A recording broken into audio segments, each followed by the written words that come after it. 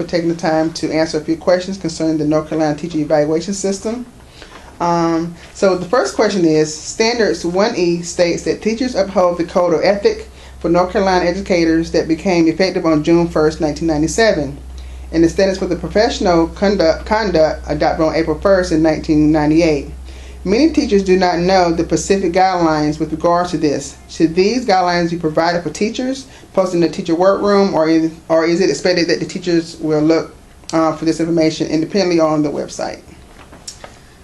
Well, part of the teacher evaluation instrument that references this is given to teachers at the beginning of the school year.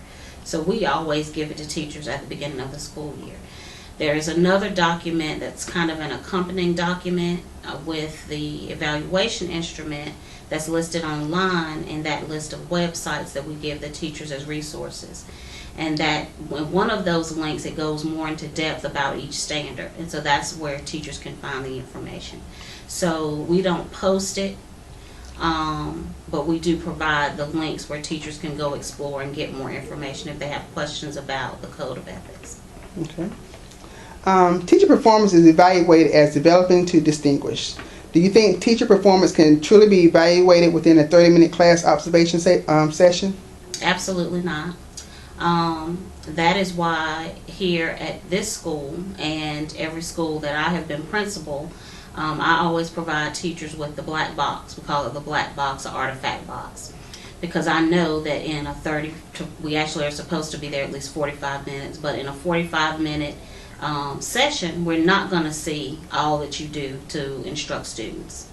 And so many times, if we do 3 observations throughout the school year, as many teachers have to have, we still don't see what we need to see in just that short period of time. So the artifact box is a way for teachers to provide artifacts, just collect artifacts throughout the year that we can then use at the end during the summative conference to show how they have been working on each of those standards. Okay. How do you evaluate a teacher's content knowledge for content you have never taught fairly and accurately? The observation tool doesn't really have us look at content in the sense that I need to know all the science content myself. It's kind of general. It says teachers know the content that they teach. And so as an administrator, we have to be familiar enough with all of the standards and the correct answers for things to know whether the teacher knows the content. We can evaluate that in a lot of different ways. We look at lesson plans, so we look at lesson plans every week. We have district pacing guides that we look at, and so that's how we evaluate if a teacher knows content. I often say that what we're looking for more than specific facts about a subject, we're looking at best teaching practices. That's what we're looking at in that instrument. Okay. Is the evaluation process based upon how the individual teacher ranks with their peers, or whether or not they have shown improvement for a particular time period? In other words, are you looking for similar processes between a third-year teacher and a 15-year teacher? Well, of course we should see better practices overall in a veteran teacher's classroom versus a beginning teacher's classroom. But the way the instrument is set up, many of those indicators, it's not a comparison thing. It's either a yes, we see it, or no, we don't see it. And if we see it, what level do we see it? Is it developing? Is it proficient? Or is it accomplished? And so the indicators are so specific that it's not meant for us to compare a first-year teacher and a fifth-year teacher. It really is tailored to that individual teacher and what we see specifically in that observation. Oftentimes, I have heard evaluators say that they never give a teacher a mark of distinguished or accomplished because there are not that many teachers who merit that level mark, or that there is always room for growth. Is this the type of subjective evaluating fair, and what is the best way to address this with a teacher when post-conferencing and they disagree with the evaluation? So I don't have a quota, so I'm not going to go out into evaluations and say I'm only going to give 5 accomplished and 5 distinguished and everybody else is going to be developing. It really is based on the individual teacher and the individual evaluation. I do believe that there are very few teachers who are consistently all the time at an accomplished level or at a distinguished level. Even for my evaluation, my instrument is very similar to the teacher instrument. And when I have to do my self-assessment, I very seldom give myself high marks, because to me, an indicator, if I give myself distinguished on that indicator, that means that I'm doing that 100% of the time, every time. And that's not true. So I think that's the same for many teachers. The way the instrument is set up, though, it does give us an opportunity to really evaluate teachers fairly, because it gives you so many different categories. So a teacher may be distinguished in one indicator in a standard and be developing in another indicator in a standard, and then overall for that standard be proficient or accomplished. And so I think having those little sub-indicators really gives us an idea about where the growth needs to be. Evaluation is always subjective. I mean, there are always some points of subjectivity in the evaluations. So one thing that we do is, for us, we as an administrative team, we always go do a few observations together, because it's not fair for me to evaluate one way and have an assistant principal evaluate a different way. And so we call that calibrating. So we just pick some teachers who are comfortable with having 2 or 3 of us in the room, and we evaluate them, and then we come back and compare notes just to see how far off we are. And that's a training that I think all administrators should do. I don't know that many do it because it's very time consuming, but that does take some of the subjectivity out of it.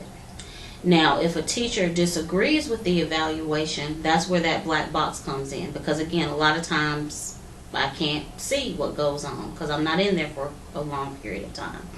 So if they disagree, there's always room for discussion, but the artifacts have got to be in place for me to change a rating. How do you address issues of equality and fairness to teachers of non-tested subjects in regards to the value-added data in the Standard 6, which states teachers contribute to the academic success of students? Well, in regards to Standard 6, I don't have to address it because the state addresses it. So for teachers in non-tested subjects, their value-added data comes from the school's rating. So for non-tested subjects, if the school met growth, then that teacher meets growth. If the school did not meet growth, then that teacher did not meet growth. And the rationale behind that is that every teacher in the building contributes to student success. In terms of just the instrument and teachers in non-tested subjects, we look at their observations just like any other. Now, there are always some areas, I think, that give teachers an advantage. So for instance, English teachers, their job is to teach literacy. That's what they do. So they typically will not always, but it's easier for them to score higher on the literacy sections because that's what they do. Whereas a math teacher may have to provide a few more artifacts, or may have to actually think about how am I doing literacy in my classroom. Teachers who teach history tend to score better on the global awareness because that's what they teach. It's part of their curriculum. So there are some issues with the instrument in terms of equity and fairness just based on the curriculum areas. So teachers who teach electives like marketing, for instance, where students have to work in groups, or video, where students have to produce things in groups, they have a better handle, in my experience, on that section that talks about having students create their own learning teams, having students monitor their own learning teams, versus a class that doesn't necessarily inherently do that as part of their curriculum. So some teachers, I think, do have an advantage, could have an advantage in some areas just based on their curriculum. Standard 4D addresses in integrating and utilizing technology in their instruction. Many teachers struggle with achieving a distinguished mark when trying to provide evidence of student engagement in higher level thinking skills through integration of technology. As an evaluator at a school where students walk around with MacBooks and receive instruction in some highly technical class, how can an administrator equitably assess teachers from different content areas who seek to become distinguished? Well, one thing that we've done here is we have a common language for our technology integration, and that's the SAMR model. And so we provide feedback to you all in terms of the walkthroughs. So when we come in for walkthroughs, we look to see, number one, if technology is used, and then how it's being used on those 4 levels. And so I think here it's easier for us to have those conversations and look for things because we know what to look for. And it's easy, really, it's not hard for us to assess whether teachers are using technology at an modification or redefinition level versus if they're just using it for substitution. So having that PD that we spent all last year doing and having it on the walkthrough tool, I think helps all of us have the same language so we can see if teachers are actually using it or not. And actually, there are not a lot of teachers who are distinguished in the technology area because many teachers are still using it at the substitution level. And that's something that we're trying to increase. And again, this is a prime example of why we need that artifact box, because many times when we come in to do an observation, teachers are not necessarily doing computer work. Our teachers here do a great job with integrating technology when it's important to integrate it. So we do use it as a tool. It's not just that we use it just to be using it. I think teachers are very deliberate about how and when they're going to use technology, which means that you may not see technology out during a whole class period. It may be 5 minutes of technology use, move to an activity, come back and do 10 minutes of technology use, move on to an activity. And so this is one of those examples where it's really important for us to have a place for teachers to share. You know, some teachers have YouTube channels or they have their stuff printed on their website. So those are great examples for us to use when we see how to rate a teacher in the technology area. Do you consider the goal of an action plan to be improvement of practice or as a step towards non-renewal or HR action? The goal of the action plan is always growth of the individual. So I don't ever start an action plan with the intent that I'm just going through the motions in order to recommend non-renewal for a staff member. I think people who want to teach and are passionate enough about teaching and want to grow deserve to have a chance to grow. And for some people it takes a little bit more support than others. So for me, the action plan is always a step towards increased growth for the teacher. Now sometimes it does turn into a non-renewal action, a recommendation for non-renewal. But that is only after we have gone through the action plan and tried to provide as much support as possible for the teacher. Okay. In order for teachers to meet leadership standards of the evaluation form, they must be provided with necessary leadership opportunities. How do you ensure all teachers have real opportunity and agency to engage in teacher leadership as defined by the standards? One thing I think we do really well here is we have lots of informal ways for teachers to show leadership. One of the first ways is PLCs.